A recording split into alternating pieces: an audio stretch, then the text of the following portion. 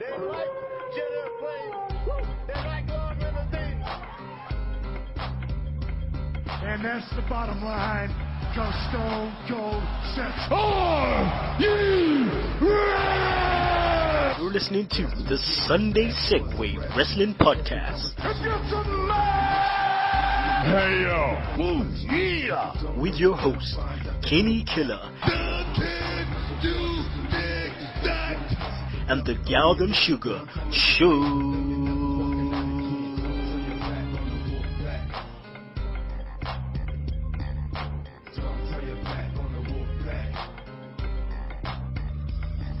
Hello everyone and welcome to the Sunday Segue Wrestling Podcast. It is Sunday, it's episode 42 and I am the man of the hour, too sweet to be sour, the one man with no Instagram, Kinny Killa. And you know, I'm always kicking it with the hashtag tech guy, the Welsh wizard, the Galden Sugar Shugs. Yo, yo, yo.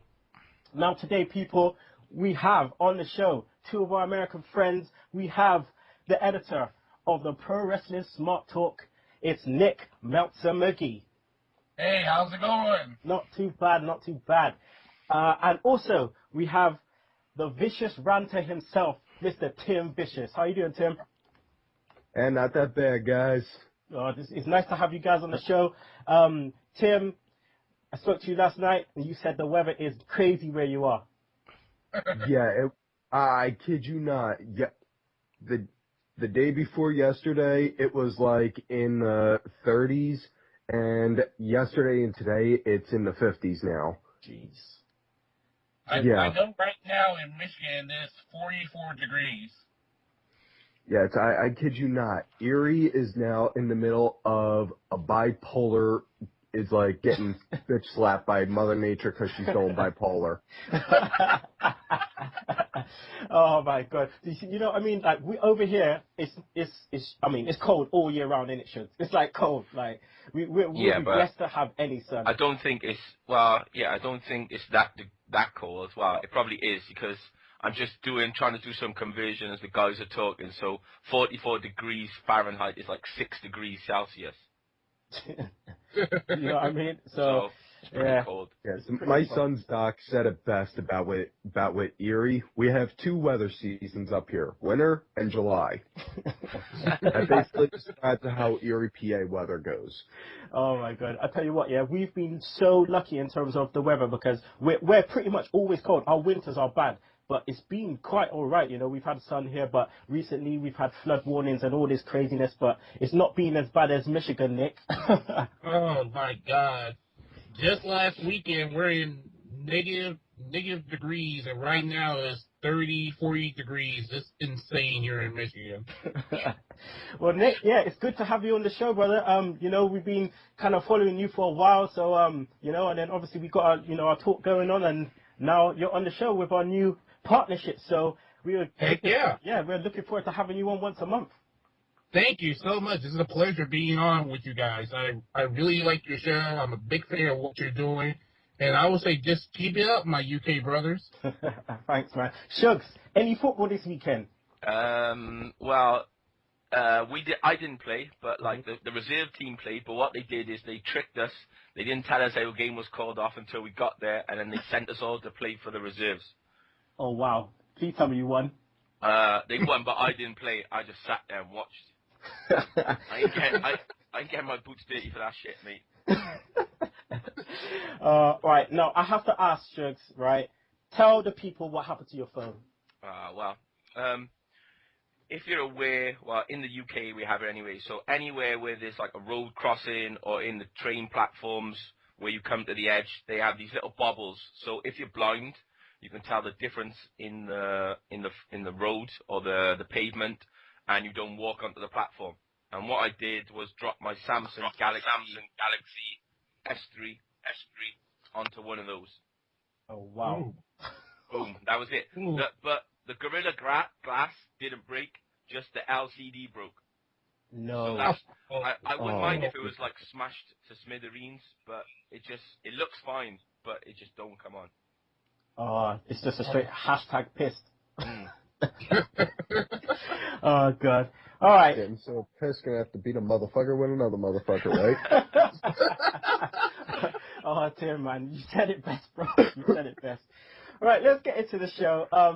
I got to give a shout-out quick time to James Powers. Our brother has now been handed the keys to the message board, and this guy has been going on crazy, okay? We've had nearly 100 followers in 1 week, so this guy is just, this guy's been going on crazy. So all the Twitter followers out there, you can follow us. That's at Sunday Segue. Segue spelled S-E-G-U-E. Please email in sundaysegue@gmail.com. If you want to email about, like I said before, Sugs' voice, if you want to email about the weather, if you want to email about Batista's return, Old School Raw, anything, just email us, please. You can listen to our old episodes on YouTube, subscribe to our channel, also on iTunes, Podomatic, and please download that Double Twist player. So, shout-outs. We have loads of shout-outs, so I'm just going to read through the people. If I don't get all of you in, you will be getting shouted out next week. So, let's start. Shout out to Dev, That Roxy Girl, Heel Tony B11, at Leveler Low, Becky Hawkins 123, at Sammy's WWE97, at FSN Now, at Monster Max Show, at Apollo 1214, at Sassy Chrissy, what you saying, girl?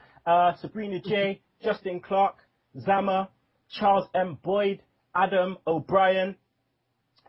It's at T_K_L, Kristen. Who else we got? Angela Fraser, Tony Hitman Garcia, Anthony Walker. Holla at your boy. Anthony Walker will be on the show in a few weeks. Marilyn. Who else we got? Oh, God. Little Miss Whoops. At Belly Charm. Liz, that's at Matt Hardy. Liz, that's at Matt Hardy Army. Summer Virgo, at Winter Virgo. Michelle Radcliffe. James Belmont, holla at your boy. James Belmont will be on the show in a few weeks also. Joshua Smith, he's been writing in, so he's giving his thoughts, so we will read out his thoughts later. Damaris Michaels, Fred Stevens, Sam Tustin, to name a few. Kate Clark, Joe Miller, Helen Louise Moore, Joel Jessup, Rose Butlin, Tony Young, Marquise, Veronica, all of you, holla at your boys. There you go. You get your shout out. The rest of you, you'll be getting shout out next week. Nick, you want to give any shout outs to your peoples? I just want to give a shout out to a few of my friends at Indie Power Rankings, at Weekly Wrestling Podcast, at the Heel Turn Podcast. I also give a big shout out to Square Circle Cab Podcast. I just want to give a shout out to my friends out there here in the States. Hey, Tim, any shout outs, my friend? Got to do it to the Vampire Ninja King Ali for introducing me to you guys. Yeah, first and foremost. Other than that, I was gonna go and say my boy James Belmont, but y'all already wound up doing that. Other than that, probably one of the coolest girls that I know out there, Vicky Earls _ it's V bitch. Yeah. Total class act. Absolutely love having conversations with her on wrestling and anything else in general.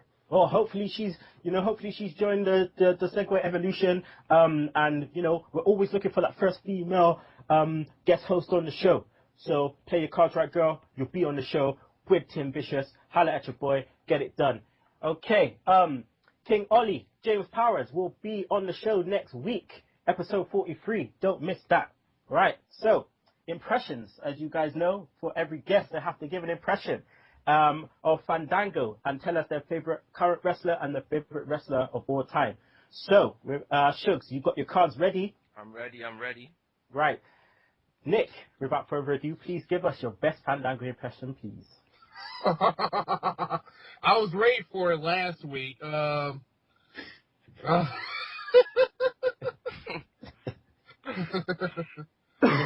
Oh man, I can't think of one right now. All you gotta do is just say Fandango.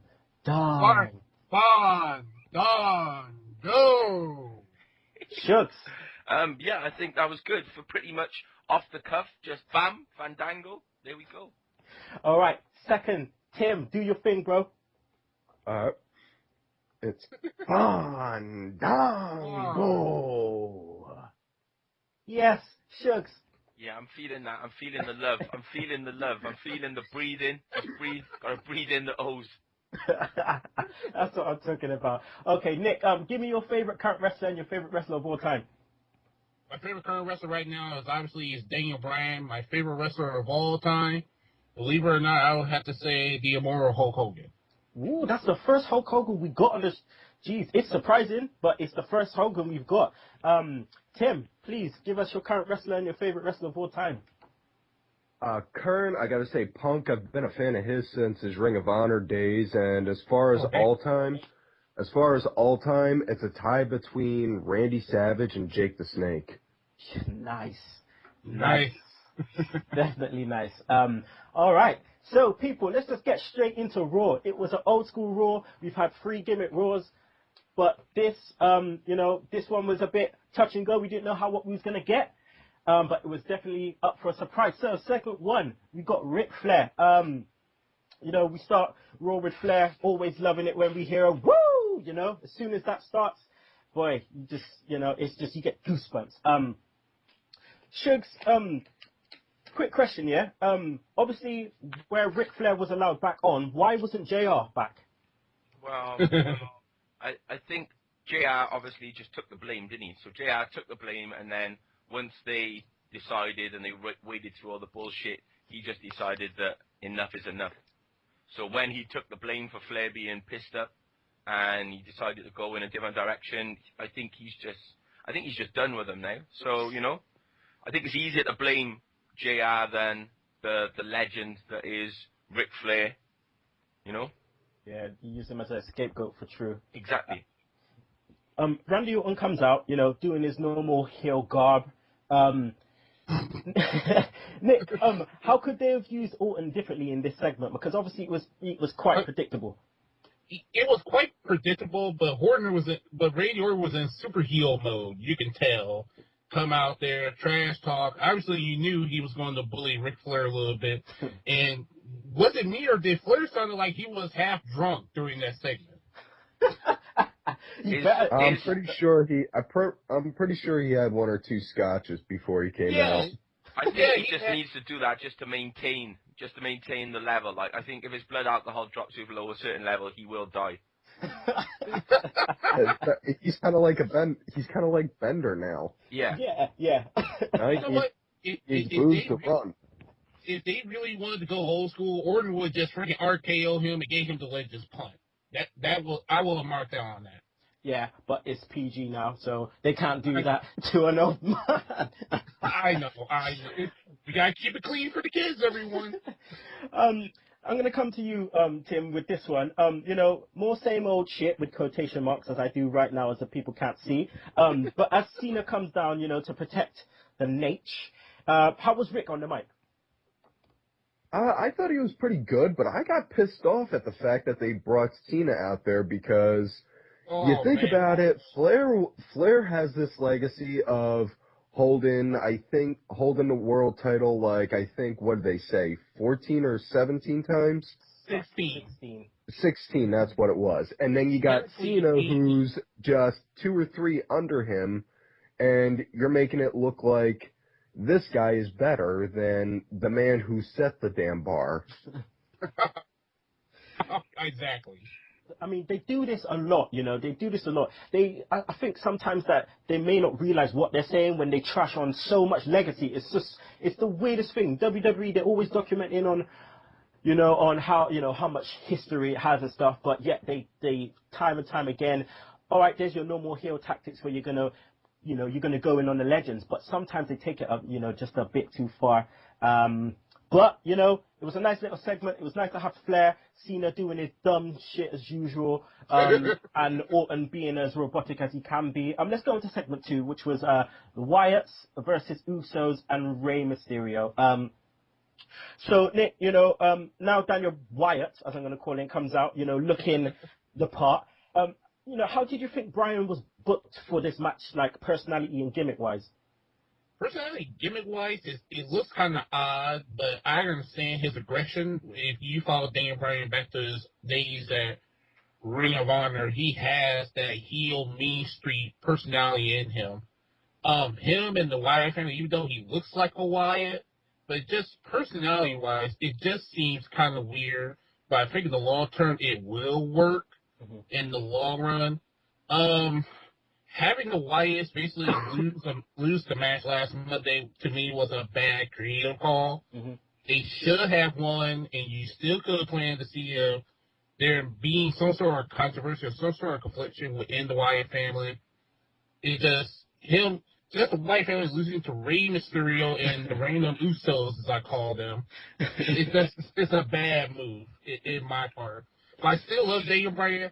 And what makes it so ironic, the fans were still cheering for him, even though he was in heel mode. The fans still cheer for him. This is like the Austin effect. Yeah. And it makes things kind of complicated, but I think in the long run, this whole Daniel Bryan joining the Wyatt family thing will work in the long run. It'd just be interesting to see how it will plays out with Bray Wyatt, because obviously they're two very dominant characters on screen, and either one has to take a step up or a step down. Okay. Tim, can you see Bryan still in this gimmick past Royal Rumble? I can, but it's all on how, if it's booked right. I mean, you got him as the newest member of the family. If they play it right, they can have him be like, he's trying to go with what they're saying, but put his spin on it. And, it can lead to family friction. It could lead to like a family friction story, or eventually them like putting them in a room and then closing the door and having everyone think, oh, what's going to happen? And then him come out, and then have him come out a week later being like a mindless drone for them. Like a gun for hire kind of thing. Oh, good. Shugs, how will Bryan or Wyatt be booked for WrestleMania? Because it's not, it doesn't look like they're going to be facing each other.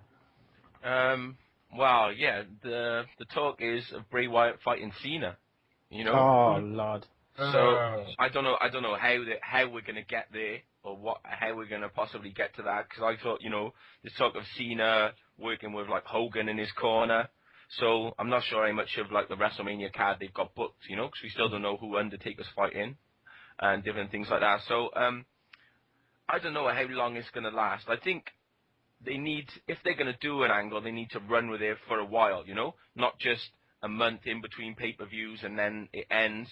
So I think if he slowly gets more brainwashed, so there's slowly more, there's slowly less of the old Daniel Bryan, less that we know, and he gets to being like a fucking zombie. I think that'll be better, Because that's yesterday on Raw, he was just like the normal Daniel Bryan with a different outfit. Yeah. And then on SmackDown, which we'll go into later, he was more like he was getting in with the Wyatt family. Okay. So maybe they looked at how Raw went and said, we need to go further with this. So it was a bit better. What did you think of his overalls? His overalls. The funny thing is, I tweeted out a picture of an old school, I think it was an old school WWE event, and the camera guy was dressed just like Daniel Bryan. He looked like Daniel Bryan, he dressed like Daniel Bryan, and it literally it was 20 years in the making. And I literally posted out, I didn't know Daniel Bryan was, here 20 years ago, and he looked exactly like so. I mean, it's all right, but I think he needs to be a bit more I don't know. I would prefer him to wear a wife beater than the overalls. The overalls, I prefer him to look more like Harper than Rowan, because he's a Roman. It reminded me of Pancake Patterson. Maybe that's where he's gone. He's got Pancake Patterson's You look like overalls. You look like a mix between Duke the Dumpster and the guy that changes the oil at my dad's truck over at Jiffy Lube. Jiffy Lube. He looked like he stole those overalls from Michael Myers in the 5th Halloween movie. Oh, no. He's like, hey, Mike, can I borrow this?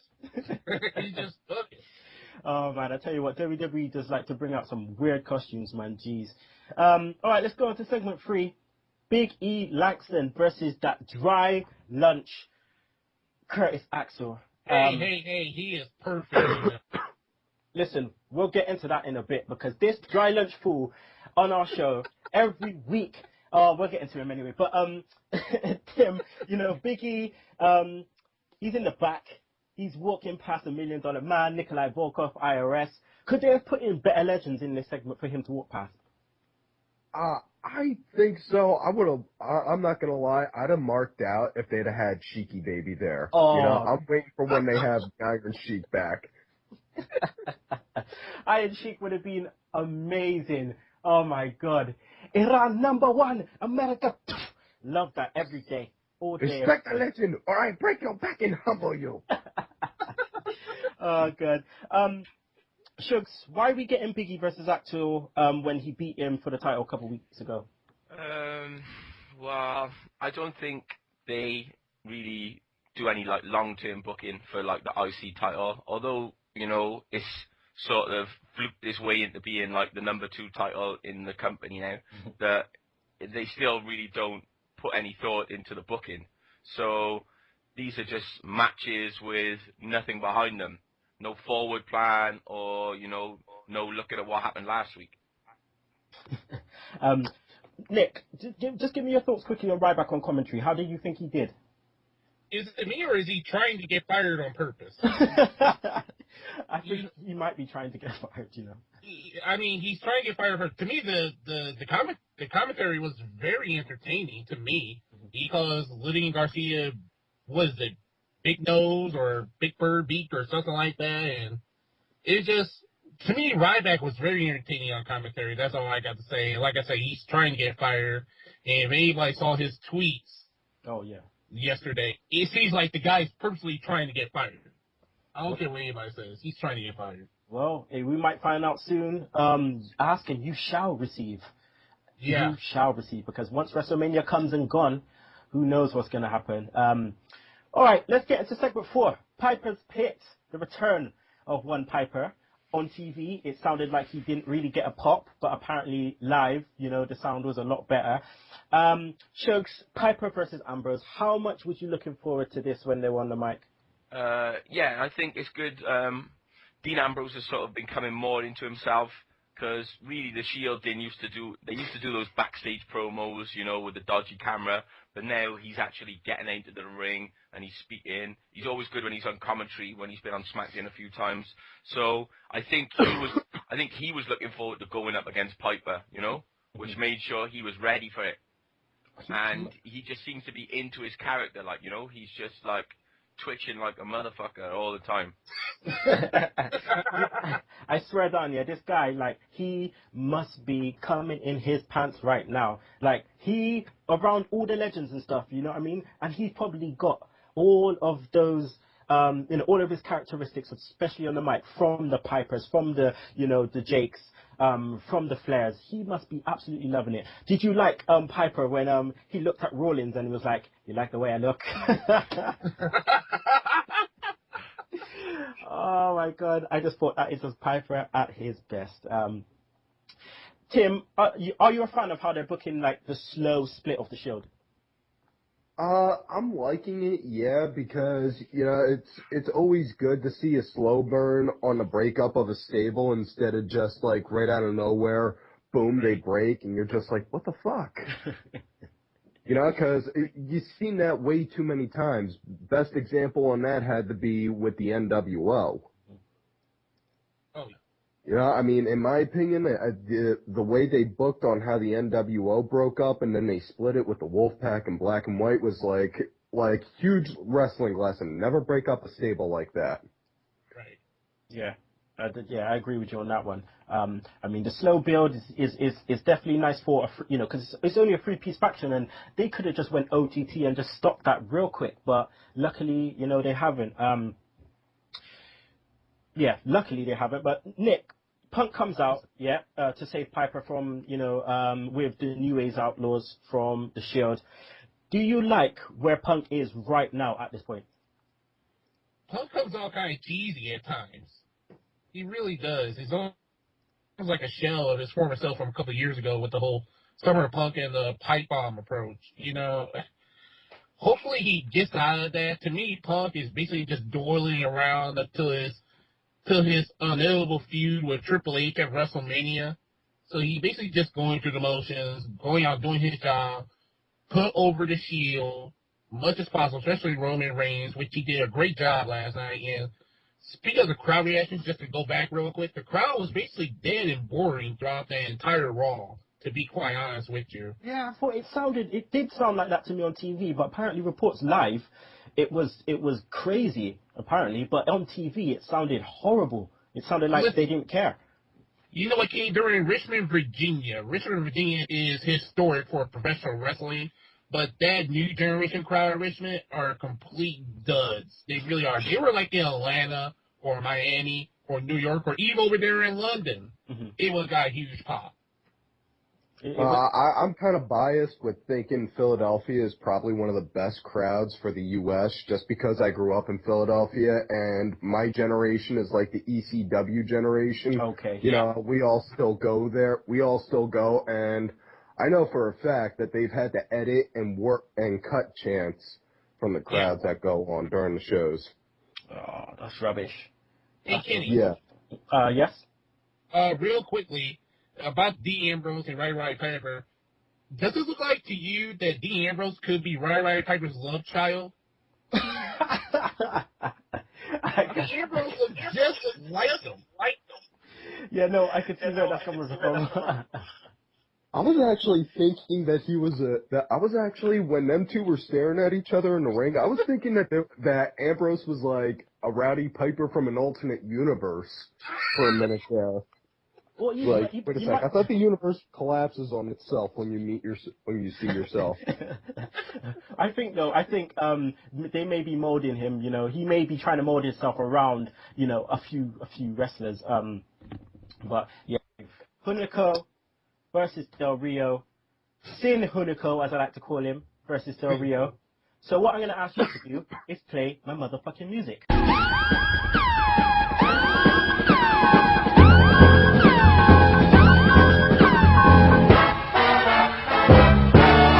Explain to me why this match, right, has lasted all of 2 seconds when Del Rio takes him, you know, Del Rio has been taken down by Hunico twice, right? Twice before, but then Del Rio comes in and beats him in 2 seconds. What the fuck? What is that? Like I said before, yeah, if you don't have anything for Del Rio, leave this motherfucker at home. Leave him at home and make him come back differently. Why couldn't you have Sin Cara face someone else, right? Make Del Rio interfere and just beat the hell out of Sin Cara. Just leave him laying. Give him arm breaker, break his arm, whatever, okay? Do something different. Don't make him come on and then beat this guy in 2 seconds for a guy that's beaten him twice before. That doesn't make any sense whatsoever. So he comes on, beats this guy, and then starts talking about Batista. Dude, you look like you've been in a feud with Sin Cara, and you just squash that feud just straight away, and then on to the next. Yeah. Sort your shit out. Sort this booking out, because we're getting close to the Royal Rumble, we're getting close to Mania, and we're now meant to believe that all of a sudden Del Rio's cool, and you can just beat Sin Cara in 2 seconds. Come on, man. Get cleverer with your booking. Shugs, what did you think of his Royal Rumble promo? I thought it was alright, you know. We're used to the same old Del Rio bullshit. He's like the Mexican Cena, you know. He doesn't really change what he says, and it doesn't matter whether he's a heel or a face. It's the same old bullshit, you know. It's just turned up to a different dial. And like you said, obviously they've moved him in line. Everyone else is in a program, so there's no one to go with Batista. So he's next on deck. They've already squashed Mark Henry. Big Show's in his own little thing. Daniel Bryan is already working an angle. Cena and Orton are working an angle. There's nobody else. He's the next top star on the fucking on the ladder. You know. So we're just lucky it wasn't Miz or Kofi. Oh god. Anybody else got any thoughts on Del Rio, Sin Hunico? I have no thoughts, and you summed it up. Jim? I fully agree with you on what you said about it, on how they booked that.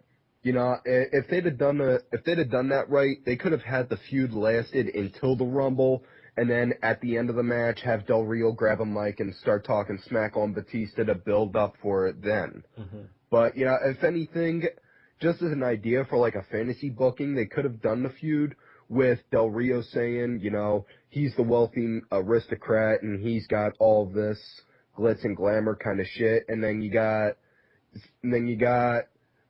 Sin Cara saying, you know, that he started from the ground up and he started from absolutely nothing to work to where he is.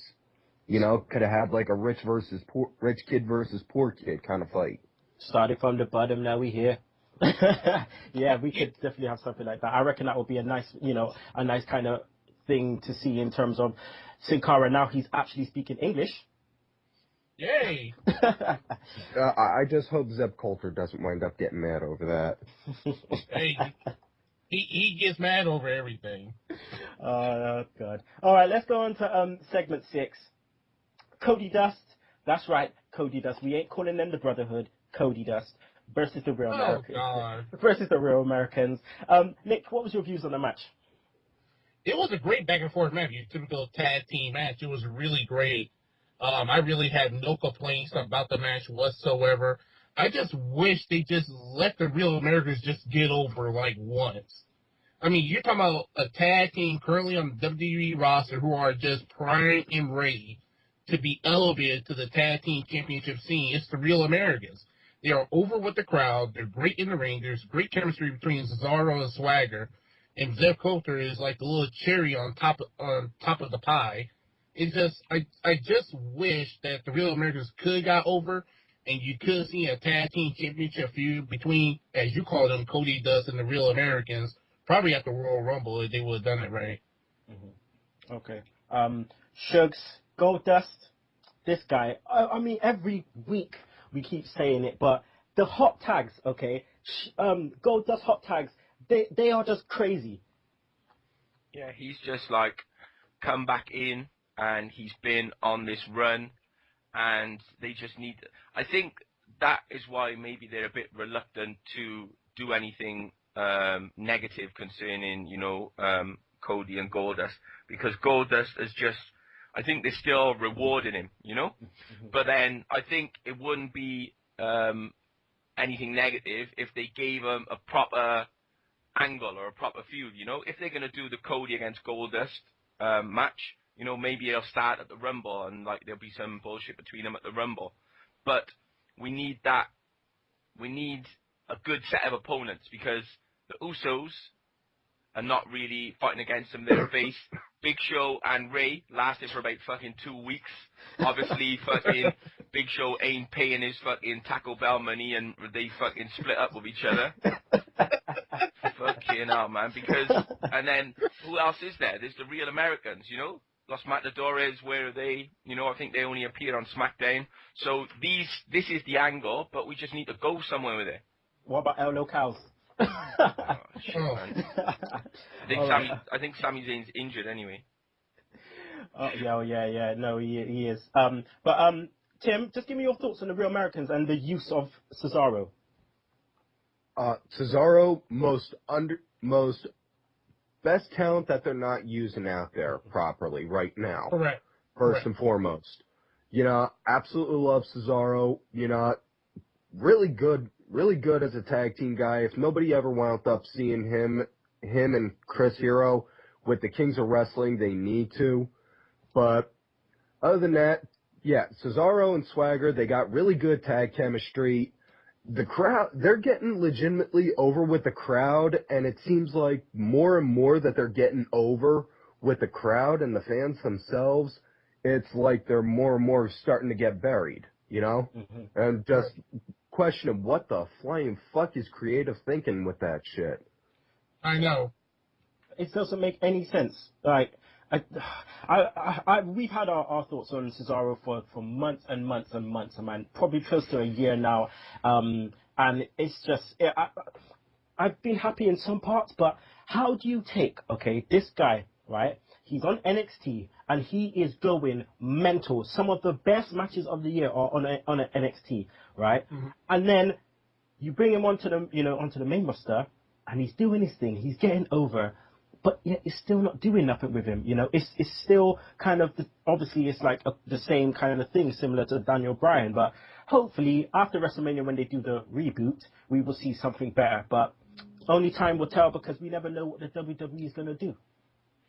There's really been thoughts about turning Cesaro face after WrestleMania. I mean, that's not such a bad thing, but it's at the same time, I think he could be an amazing heel, especially as a world champion. Oh, yes, of course. But, yeah, WWE, get some new writers in, please. All right, let's go to segment 7, which was Sandow versus Great Khali 2. I will not be talking about this piece of shit 2 weeks in a row, so on to the next one. And I said that quite nicely, because normally I would be having a whole lot of cuss swear words in the middle of that. You know, I already let John Cena get the best of me last week. Shall not be happening this week. Well, but we're missing a immortal word.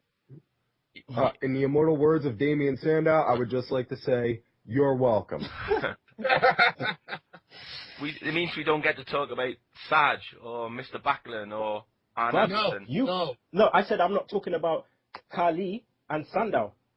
Go ahead, Shugs. Go ahead. Oh, no, I just think that it's funny, you know, with these app votes, if they're supposed to be genuine, which they always tell us they are, that it's strange to see, like, who the fans put over, you know, or who the fans choose.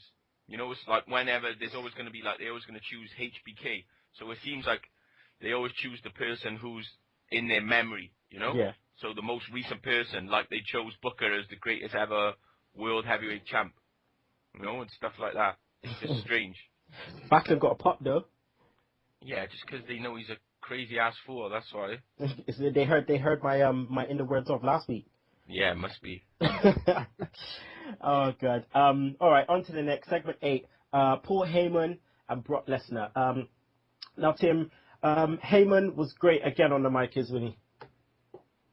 No doubt. You know, I grew up in Philadelphia watching ECW. You know, and so I would see Paul working that stuff, working the mic and working the crowd all the time. You know, he can have you eating out of the palm of his hands, doing just about anything, whether it's, you know, saying something satanic or just reading a phone book.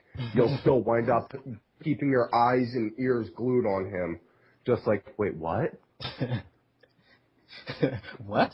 Wait? I know exactly what you mean. I mean, Shugs, he loves Paul Heyman, man. Paul Heyman, this guy is just, whenever he's on TV, he's the shit right now. Like, Nick, Mark Henry comes out, still hurt, like a boss, and gets a Kimura lock. Why do you think they use Mark Henry in these series of segments with Brock Lesnar? Well, somebody got to be the whipping boy. Why not use the world's strongest man to put over the supposedly beast incarnate? Why not? And as a black man, Mark Henry embarrassed me for 2 weeks in a row. You embarrass all black people out there. Ain't no way you should have got your tail kicked by that white boy. No freaking way. Oh, shit. I'm embarrassed. He got to turn in his Negro card. I was expecting Big E to come out to go and give a hand. That way they could go and do a roll. I know. I was looking for that too, but no, Big E like a little prick. He in the back turning up his Intercontinental belt. Oh my God! Oh, Shugs. Oh my God! That's the second racial slur in 2 weeks. I love it. I just think that it is a shame, really. You know, like people get booked, and you know, people. You know, Mark Henry signed a new contract. He's probably getting good money just to get a beat down and stay off TV a few weeks. But if we think about when we talked about the best of, and you know that retirement angle and how good he was, and now he's just, you know, at least he's laying down for Brock Lesnar, and it's not like the Great Khali, or it's not somebody who's getting pushed and don't deserve it. You know, it is Brock Lesnar, so he's not the first person to get his ass kicked by Brock Lesnar. But it still could have been somebody else. I think, if anything, it should have been the other way around. Big Show should have come out and got beat up, and then Mark Henry should have come out and beat up. Exactly. Yes. Exactly. You know, what has Big Show done to deserve a match with Brock Lesnar? Well, this is the thing. This is the thing. This is what I was gonna like go into next. Like, you know, because obviously Brock, you know, he as he walks away, Big Show comes out, and then he throws Brock Lesnar like he was nothing. He throws this guy. Brock Lesnar. This guy, like, we obviously know from like the Extreme Rules matches and stuff with Tina. This like Brock Lesnar, I swear he likes to bump. He likes to like bump, but this guy took the weirdest hip toss ever and like flat out bust his face on the floor. I mean, yeah, obviously, Shugs. Why are we now to believe, you know, Big Show is relevant? Like you said, he was in a tag team with Rey Mysterio. Why? You know, Shugs, are you interested in Brock versus Big Show at the Rumble? Not really. Not really. No. I wouldn't say I'm disinterested, but I'm not really thinking, oh yeah, this is going to be a good match. I'm more in, well, you know, but then again, I'm not interested in Cena Orton rematch. That's some bullshit as well. You know, I'm more interested in the actual Royal Rumble match to see what they come up with, see what they do with the Shield, see what they do with the other people who are going to be in there, you know? I'll be interested looking for bits in there to see how they're going to move forward rather than the bullshit matches to fill up the card. You know what's just, it would be more interesting if they would just went ahead and put Brock Lesnar in the Royal Rumble match itself. Yeah, now that I'll be looking forward to. I'll be like, how many people is this guy just going to fucking throw over the top, you know? I would love to see him. What I thought face to face with Roman Reigns. Sorry, Tim, carry on. I thought they were originally going to put Brock in the Rumble because the second they aired the promo saying Batista was going to be back and Batista was going to be in the Rumble, I automatically thought right offhand, what if they book Batista versus Lesnar? You know, they start a feud at the Rumble and then have a climax at Mania. You know, because then you could have the quote-unquote Beast Incarnate versus the Beast itself, you know? So... That's too smart, Tim. That's just too smart. You see, I should be on there. See, I should be on the creative team then, apparently. No, Tim, you will get fired. You will get fired, okay? No, that's too much of a good idea, and Vince will slap you. Oh, God. All right, let's go on to segment 9. Too Cool versus 3 Megabytes, okay? Shugs, man, it's not too hot, it can still go. Mate, to be honest, there was a time when I would marked out over this, but I was just like, this is some bullshit.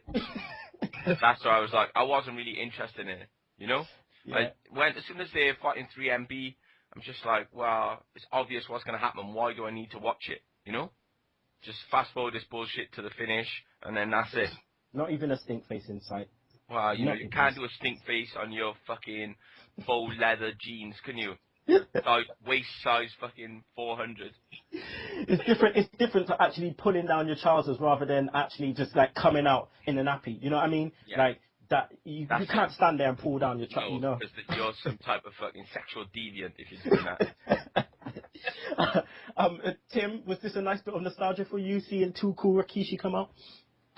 I thought it was, and I don't know if anybody else thought this, or if it was just me, but when Rikishi wound up just going and plopping down on McIntyre, the way he did it, it kind of looked like he was doing like a Yokozuna bonsai. Yes. But just in the middle of the ring, and I thought right off bat, wow, that's nice of him paying tribute to Yokozuna like that. Yeah, on a Legend show, you know, old school Raw, big Yoko, R.I.P., don't know. Any other notes, Nick? You got any other notes on this segment? You know, I basically changed the channel and started watching The Blacklist on NBC. Okay, so that's the end of that then. Let's go on to segment 10. Final segment. Because, you know, I ain't talking about no divas. So, until I see Emma and Paige on the show. So, segment 10, CM Punk versus Reigns. Now, Tim, the build up to this match was really, really good. I mean, what did you think of the match in general? Could Reigns hang with Punk? I thought it was really good. Like I gave with the shout out earlier, Vicky, me and her, we were watching and we were talking. Me and her, we both noticed. Punk was calling out moves to Reigns during the match. You know, I mean, I don't know if he just wound up getting told like like maybe a little bit before the show started, hey, you're going to be booked in a match with Punk that night, and they didn't have time to get everything nailed down, but they move really good in the ring. They got good chemistry together. I would like to see when the Shield split and either one of them with a heel versus face, you know, I would like to see a good feud between them two. Shugs, do you like the Superman punch as a move? Like, can it get over? Yeah, I think obviously I don't think it'll be good as a finishing move, but you know, as like a low level finisher or a build up move, yeah, Like a signature move, yeah. Yeah, I think it'll be good. You know, just like Punk's running knee and all these other little spots and the 5-knuckle shuffle. Fucking hell, I said that without getting sick in my mouth. Yeah, I think it's good. Whatever happened to the days when 5-knuckle shuffle was a code for jacking off? Rest assured, people, this show is not PG. Who did he finish with the 5-knuckle shuffle? Didn't he finish somebody with that? Oh, please tell me. I can't even remember. People, please, in When we- Twitter I land, think he did. find that. When we talking about that? Or it was No, we were talking no. about The Rock. We was talking about The Rock finishing with a people's elbow. Yeah, he finished who? CM Punk with the people's elbow. Yeah. Fuck me. Ultimate piss take. Ultimate piss take. Nick, Reigns wins, you know, when Ambrose distracts Punk, a spear for the win. Then the music hits, okay? And I nearly shit myself. I'm not lying, right? I swear down, I completely lost the plot. I lost it, right? I lost it because... Kenny, I really had orgasm when Jake came out. I'm man enough to admit I did as well. You know, like I said, one of my all-time favorites, no matter what, even though everyone knows about his demons, he was still one of the best in-ring wrestlers, best in-ring psychology, bar none. But when he came out, I was just like, holy shit! I screamed at the top of my lungs to where, like, the neighbors wound up coming up to my house and were like, Tim, what the hell's going on? Oh, God, I'm telling you now, right? For me, right, it was a different kind of, like, losing the plot, because I then just realized who we have interviewed. I literally just realized that we interviewed one of the greatest talkers, and he is stepping out on Raw, and that was such a big deal, not only for me, but for our show, because that interview that Jake did for us, you know, it just took us onto a next level, and now him turning up on Raw, Shugs, you know that must have been a big deal for us. Yeah, it was good. I was just like, you're joking. When he came out, I was just like, what the fuck, like, you know. And it was good the way that everyone in the ring was like, oh my god, and you know, and they just fucking the Shields looked like they were shitting themselves as well. You know, I think it was it was good. And it was a genuine surprise. You know. Because we had all the names who was going to be on, this person's going to be on, this person's not going to be on, and stuff like that. And then, like, nobody even had any idea that Jake was going to be on at all. No, I was listening to the Law, and Meltzer didn't say nothing. Meltzer didn't say anything about, you know, Jake potentially coming on. So I was just like, what? You know? But, yeah, man, you know, it's a massive nostalgia for all of us. I loved when, you know, he got the snake out, put on Ambrose. Ambrose is an absolute boss. He sold that like an absolute boss. And then you had CM Punk going, this is PG, Jake. This is PG. And as he's trying to put the snake down his trousers. Man. Did you see that huge smile on Ambrose's face when the snake was on him? Come on, of course.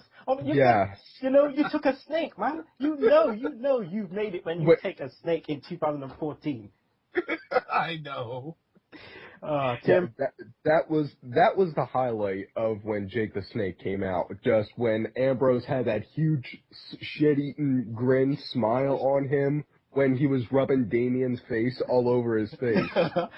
And then he decided to take it further, non-PG. You know, I'm just gonna lick this snake's tongue.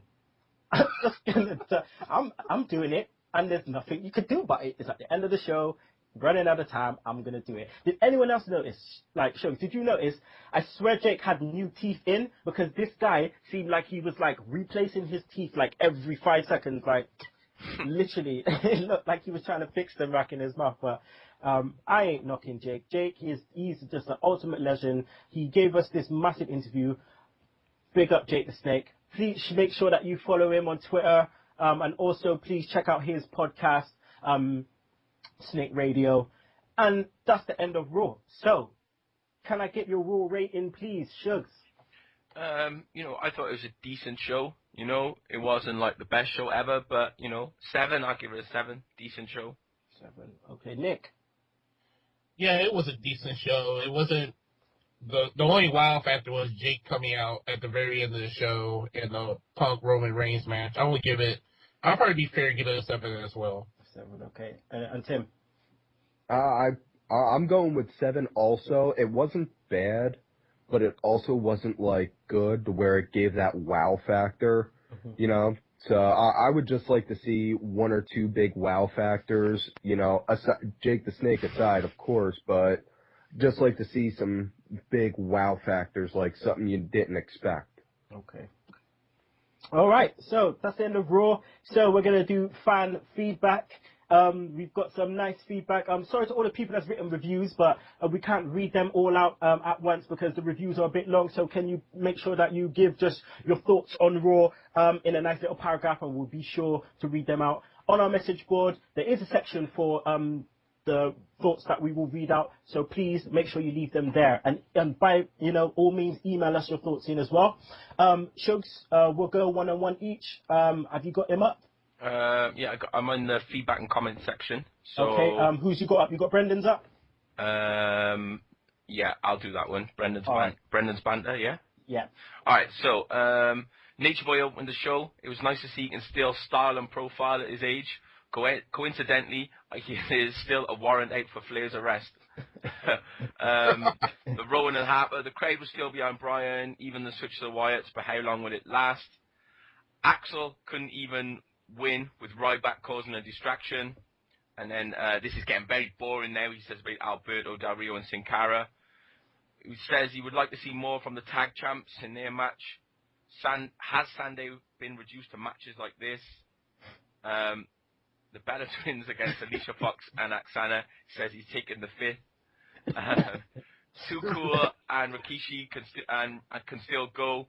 And then CM Punk, a great offensive match. Would love to see round 2 of this. And it was good to see Jake back. Okay, thanks, Brendan Finney.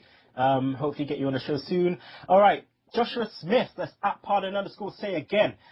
He says, was told to email any opinions about old school Raw. I think Jake was a nice shock, especially with him saying he had not been contacted on Twitter the other day. It was nice to see Scotty 2 Hotty in action, but again, it questions why these stars are not still in the industry. He seemed fit enough, and it would be nice for younger viewers to have what older fans had. Speaking as a Ruthless Aggression fan, I mean, Goldust is a huge fan favorite without being as bad, raunchy, quotation marks, as he was in the Attitude Era. Was sad not to see Undertaker. I know they're not decided on an opponent for Mania yet, but he could have come back and dropped a chokeslam on either Shield member in the main event, because last time he was seen, he was put through the announce table, so a bit upset on that part. Thanks, Joshua Smith. Next, Shugs. Clara O. Daniel Bryan and Luke Harper. Is that the right one? Yeah. Good match. Didn't expect the Wyatts to lose on Bryan's debut. Big E and Curtis Axel. I like Big E, but the matches against Axel are getting old. Goldust and Sin Cara and Alberto Del Rio. Another rematch. Del Rio was provoking Batista. Goldust, what a workhorse Goldust is. Nice match like the Final Cut. How old is Saj?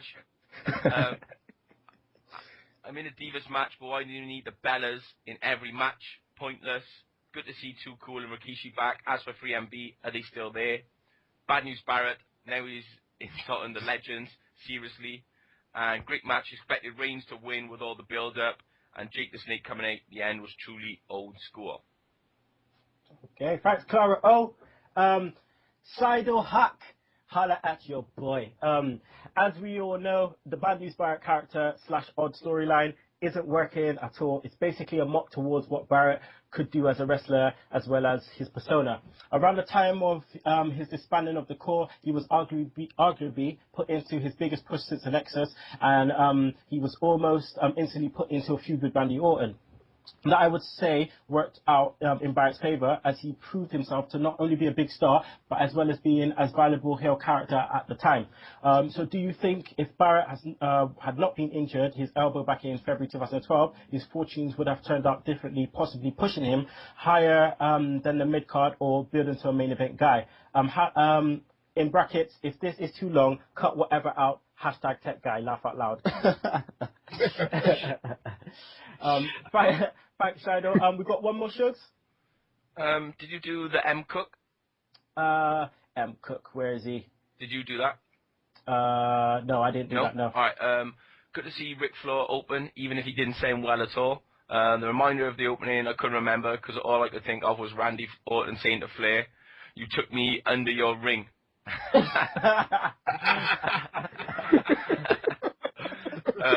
Piper's Pit with a shield, put Ambrose in a hot rod shirt and a kilt, and he would definitely look like a young Roddy Piper. Goldust and Cody Rhodes, as usual, a good match from Goldust and Cody. I'm really into this match, at least too cool, don't look too old and out of shape unlike the other legends, love them. I don't care, best moment of the show so far. Godfather comes out with his hose stroke legend. Love Bad News Barrett and his new lift podium. Because of my bad cough and cold, I sound exactly like him. CM Punk versus Roman Reigns.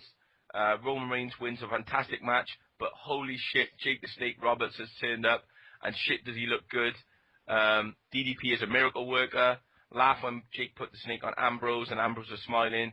Couldn't be helped, but I would like to get that friggin' snake off me. I wish I was there live. I bet they had a great time with Jake and CM Punk in the same ring. Show proved to me how much Jake Roberts has changed his life. Every other legend I saw looked awful and unfit. Jake came out, and who would have thought he would be the one to look fit and well. Also, Randy Orton did not wrestle on the show again, but is on SmackDown against Langston. I didn't even know the brand extension was back. My Raw rating changed in the last hour, because then it was 5 out of 10. After Too Cool, it came 6 out of 10. Then the Punk and Range pushed it to 8 out of 10. Okay.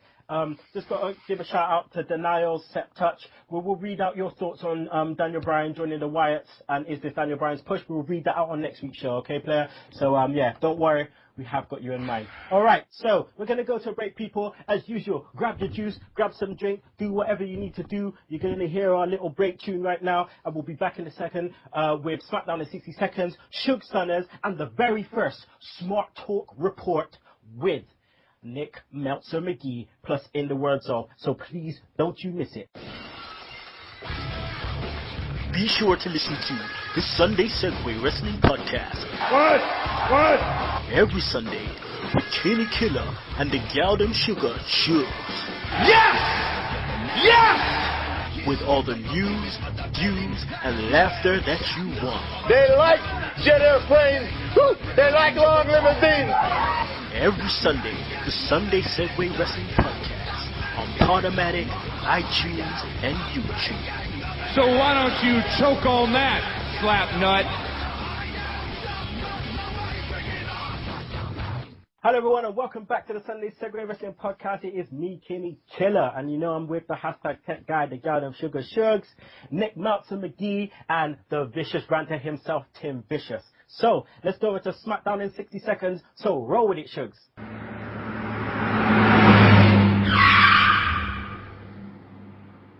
Okay, so SmackDown start off with the Usos and the Wyatts. Hart and Rower take on the Usos, but the Usos sneak a win. But then as they're going up the ramp celebrating, they get attacked from behind by Bray Wyatt and Daniel Bryan. And then they just get a beat down, a flying knee, and Sister Abigail. Orton and Vicky backstage. Orton just chats shit about the Authority and then says he's going to speak to him on Raw. Then, for some reason, we get Miz TV. Calls out Big Show. Big Show says, I don't like Brock Lesnar, and challenges into a fight. Heyman comes out, teases Brock is out in the back, but he's not, because he doesn't fight for free. and then he says there'll be a match Big Show against Brock at Royal Rumble. But then we get this absolute shitstorm of a match. Los Matadores, Rey Mysterio and Sin Cara against Axel and the Rear Americans. So Rey gets the win with a dime drop on Swagger, so the Rear Americans losing again. Randy Orton against Big E. Long match, goes over a few segments. Big E looks quite good against Randy Orton, but obviously he can't beat him because he's the champ, so get a thumb to the eye and an RKO. We get a Wyatt promo. Bray is going on, and then Bryan sort of cuts him off on a screaming rant, and then we fade to black. We get Xavier Woods against Fandango, and if we're gonna remove Mark Henry's Negro card, then Xavier Woods needs to be put in the fucking trash with his card, because this guy is just a fucking ball bag. He's just like, he's doing some fucking soft shoes coming down to the ring, and he's like shucking and clucking, so fuck this guy. Then we get Shield and the New Age Outlaws against Punk. Obviously, the New Age Outlaws and Punk are going to win, and this is probably one of the worst matches that the Shield have been in as a triple-man tag team, wrestling these old-ass fools. A fade to black. Fade to black. Oh my god. Okay, people, you better run, otherwise you're going to get caught in Sugs Stunners. Okay, so, Jobber of the Week. It's going to have to be my man, Sandow. Oh. You know, I thought he was at risk last week, but to actually lose to Khali, no matter what they're doing with the angle, then like 2 refs have got it wrong in 2 weeks, it's just bullshit. No one should ever lose to Khali. Nobody. Move of the week. I'm just gonna say Jake the Snake coming out, putting the snake on Ambrose, and Ambrose just doing his best to sell it. You know, he was there and he was trying not to laugh, even though it's a good job. He probably had a fucking hard on, so it's a good job the snake didn't go down his pants. He was probably loving it. Wrestler of the week. Wrestler of the week. I'm gonna go for Roman Reigns. You know, he was in the biggest match on Raw, and you know he came out looking good again. So I'm gonna say Roman Reigns. My man, Roman Reigns. All right, people. Without further ado, the new partnership has begun. Nick Magee at Sunday Segue. It has begun right now. Very first time, the SmarkTalk report, people. So, without further ado, I will introduce you to Nick Meltzer Magee. Nick, please give us the lowdown of backstage news in the WWE, TNA, and ROH. All right, what's going on in the world of TNA right now? Well, sort of going on in the world of TNA. Jeff Jarrett, as we know, has departed from TNA about a week or 2 ago, and there are rumors out there that he could be starting a new promotion with music icon Toby Keith. Oh, geez. Only thing I can say with Jeff Jarrett after the launch of the new WWE network, good freaking luck. And also, backstage news, WWE is going to do an NXT live event on the WWE network on February 27, 2014. It will be treated as a big pay-per-view atmosphere, and I guarantee you it will put a better buyout race than Battleground, United Champions, Hell in a Cell, and probably Survivor Series all put together. And speaking of the WWE NXT live event, like I said, it's on February 27th. It's on a Thursday night, and it will be going head-to-head with TNA Impact Wrestling. And I can guarantee you, the ratings will drop down to a negative 0.1. And speaking of the WWE Network, obviously we know about the big announcement, the 6 months commitment. It's paying $10 a month. I literally have about 3 orgasms while I heard the announcement. It was the greatest thing ever. And also, one last thing on the SmarkTalk report. Dave Bautista already, he has not even stepped in the freaking building, already has heat with the WWE locker room for his comments on Twitter a couple of days ago. I think the heat is coming from WWE superstars are afraid that Dave Bautista will bang all the divas, including their girlfriends and their wives. And that's it for the SmarkTalk report. Oh, you heard it here first, people. In the very first SmarkTalk report with Nick Meltzer Magee. Okay, people. I'm gonna announce some plugs. Tim Vicious, do your thing. Just plug away, my friend. Tell people where they can find you. Tell people about yourself, your background. My little Brady told me you were a backyard wrestler. So yeah, just do your thing. Yeah, I did 15 years being a yard-tard. That's what some of the guys around the local indie circuit here always called us. We were yard-tards. So I always say fuck that.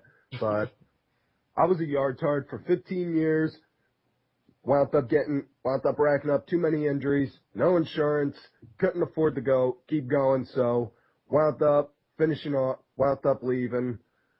Now I'm on Twitter at Tim Vicious. Also got a backup because I get thrown in Twitter jail every now and again. Tim_Vicious. I'm also on YouTube with Vicious Rants, and it's actually the name wound up coming. The way I wrote the name out was a complete fucking mistake, and it just sort of stayed. It's #Vicious Rants, and it's all one word, and that's just on how the title of the show has always stayed. So. And I go on there, I bitch and moan, do reviews, everything. And I constantly belittle the women's division. I wound up even stealing a line from Cliff Compton and called them the ST Divas. Once the women's division starts getting more and more, it's now that the women's division is getting more TV time, we're now in the ruthless infection era. Oh my God. Oh my God. People, Tim Vicious, make sure you check out his show. The rants are crazy. Thanks for giving us a shout out on your last show, my friend. That was wicked. I enjoyed the show. Nick, please tell the people a bit about yourself and where they can find you also, and the Pro Wrestling Smart Talk report. Well, as stated at the beginning of the show, I am the founder and editor of Pro Wrestling Smart Talk. You can go to my website, ProWrestlingSmartTalk.blogspot.com. Please check out my articles. I can be found on YouTube as well, youtube.com/PWSmartTalk. You can check my Smart Chat podcast with my latest interviews. I interviewed Ring of Honor superstar Mike Bennett, 30 Chris Dickerson, Ophidian Cobra, Lucky 13 from Combat Zone Wrestling, and also a most recent interview with Chikara's very own Jigsaw as well. So please go to youtube.com/PWSmartTalk and check out my Smart Chat interviews. They're also available on podcastgarden.com and Stitcher Radio as well. There you go, people. Make sure you follow. Our friends are your friends, and your friends are our friends. So let's just do it. Help me help you. Standard. All right, people. That's the end of the show. What a wicked show it was. I just have to say thanks to Nick Magee for coming on the show very first time. You'll definitely be on the show again. It's just a once a month deal, so he will be on in March, people. He'll be on in February, so make sure you don't miss that. So yeah, thanks, Nick. You're welcome, sir. Also got to give a massive thanks to Tim Vicious. Again, he will be on the show again. I will pencil him in. This won't be the only time you will hear him on a Sunday Segue. I got to thank you for getting up at 6 in the morning, even earlier than that, to prepare. So yeah, man, thanks for that, Tim. If anything, more than thankful that you guys wound up offering to let me on there. Yeah, from one ranter to another. Yeah, man, thanks, no problem. And I cannot do this without the #tech guy himself, the lovely Rush Wizard. The guy of Sugar Shugs. No problem, man, no problem. I love doing my little mini rants, just like calling people out. Especially my new biggest beef is Xavier Woods. I hate this guy. I respect him for getting his PhD, and trying to get educated, but just sort your wrestling persona out because it sucks ass. You know what, Shows the African American community is currently reviewing his Negro status right now. Exactly. That shit's better to get revoked. Damn. Oh, God. All right, people. So that's the end of the show. In the words of this week, comes from The Undertaker at Royal Rumble 94 after he gets, kind of messed up, squashed by the whole backstage in a match with Yokozuna. So yeah, please listen out. Sugs, you can find this easy. Just write in Undertaker Royal Rumble 94. So, in the words of Undertaker. Look at this. We have seen, I believe, the demise of The Undertaker. To say the very least. We won't be seeing him for quite some time. Wait a minute, what's that? I don't know, what is that? Wait a minute, look. Something's happening inside the casket. What? There's some sort of green gook coming out of the casket. That's the same stuff that was coming out of the urn. What in the world? The lights are out. What's going on here? Yokozuna has that look on his face again. Wait a minute. I don't know. What's this? What?